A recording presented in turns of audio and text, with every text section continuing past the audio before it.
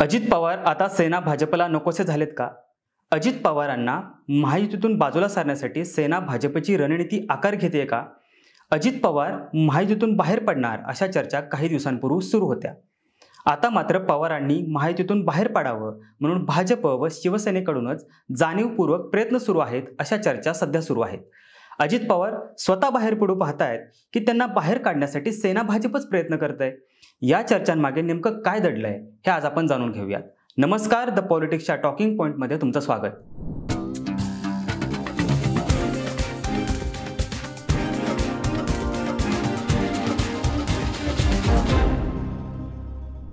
अजित पवार स्वतंत्र निवडणूक लढवणार अशा आशयाच्या बातम्या जुलै महिन्यात यायला लागल्या होत्या. त्याला काही घटनांची पार्श्वभूमी होती. त्यातील महत्त्वाची घडामोड ठरली ती RSSची निगडीत असणाऱ्या विवेक आणि ऑर्गनायझर पत्रकांतून अजितदादांवर झालेली टीका. लोकसभा निवडणुकीतील भाजपच्या पराभवाला नको असलेले राजकारणच कारणीभूत असून अजित पवारांना बरोबर घेऊन भाजपने स्वतःची किंमत कमी केली अशा प्रकारची टीका राष्ट्रीय स्वयंसेवक संघाचे मुखपत्र असलेल्या ऑर्गनायझर या साप्ताहिकेतून करण्यात आली होती. तर अजित पवारांना सोबत घेणं भाजप कार्यकर्त्यांना आवडलं नाही अशी टिप्पणी विवेक साप्ताहिकात करण्यात आली होती. शिवाय अजित पवारांना सोबत घेऊन फायदा झाला नाही असा सूरही संघ भाजपच्या बैठकीत उमटत होता. यामुळे अजित पवारांवरील संघाची नाराजी तर स्पष्ट आहे. दरम्यानच्या काळात ऑगस्टच्या पहिल्या आठवड्यात अजित पवारांनी जनसन्मान यात्रा सुरू केली. त्यांचं पिंक पॉलिटिक्स बरंच चर्चेत राहिलं.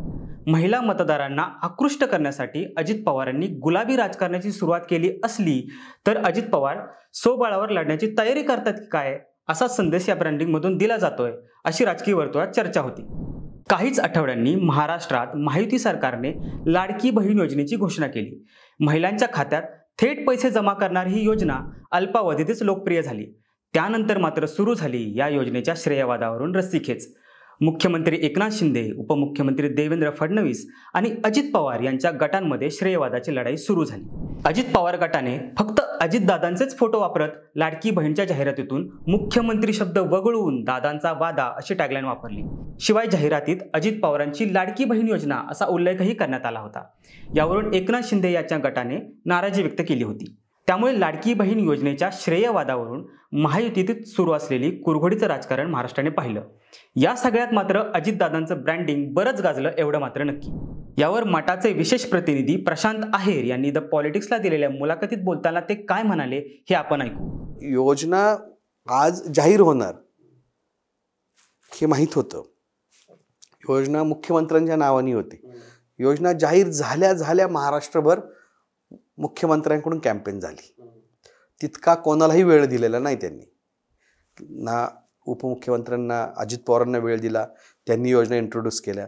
ह्या योजना मुख्यमंत्र्यांच्या आहेत असं म्हणून त्यांनी पोर्ट्रेट केलं आणि त्या खालोखाल त्याच वेळेस simultaneously Ajit Pawar pink jacket घालून आलेत.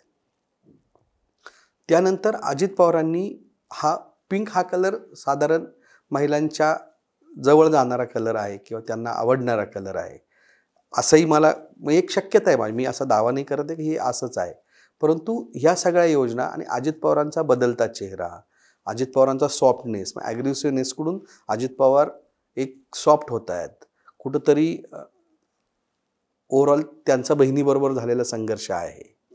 या सगळ्या पार्श्वभूमीवर महाराष्ट्रातल्या बहिणींना कनेक्ट करण्याचा हा एक मला असं वाटतं अजित पवारांचा प्रयत्न आहे.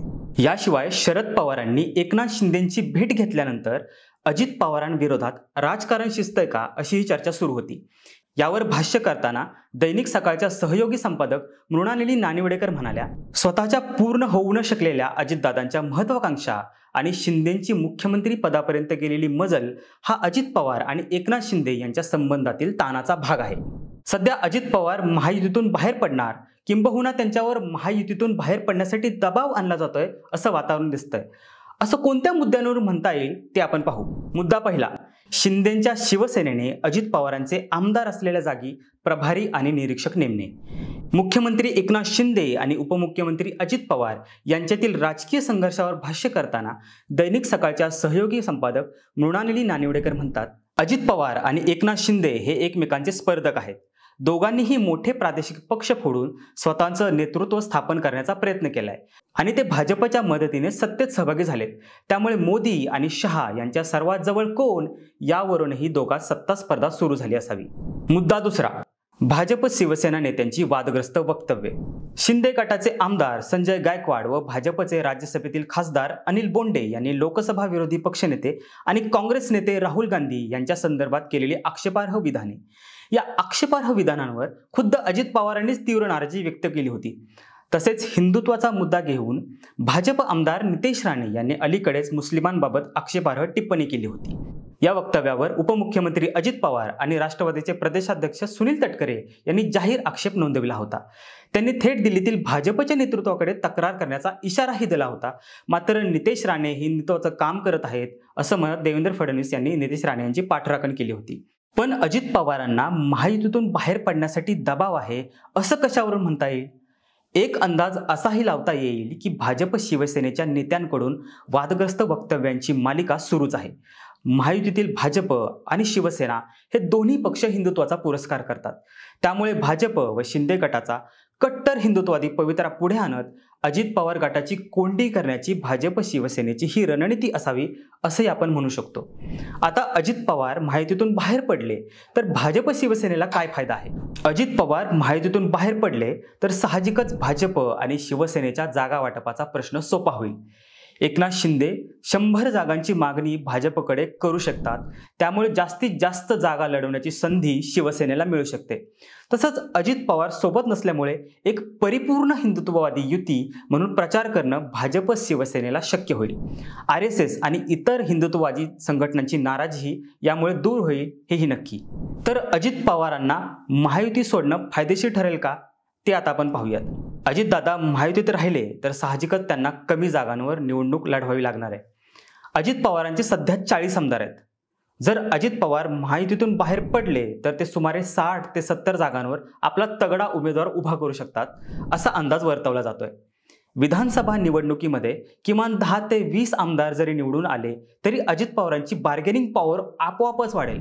ते कोणत्याही आघाडी आणि युतीचा भाग नसतील. त्यामुळे त्यांचा महाविकास आघाडी आणि महायुतीसाठी अजित पवारांचा पाठिंबा निर्णायक ठरू शकतो. त्यामुळे निवडणुकीनंतर राजकीय ताकद वाढवण्याची शक्यता लक्षात घेऊन अजित पवारांकडून अखेरचा पर्याय राहतो तो विधानसभा निवडणूक स्वतंत्रपणे लढण्याचा. त्यामुळे महायुतीत राहून कमीत कमी जागा लढवण्याची तडजोड स्वीकारण्यापेक्षा अजित पवार स्वतंत्र मार्ग निवडू शकतात का ही शक्यता ही आता नाकारता येत नाही.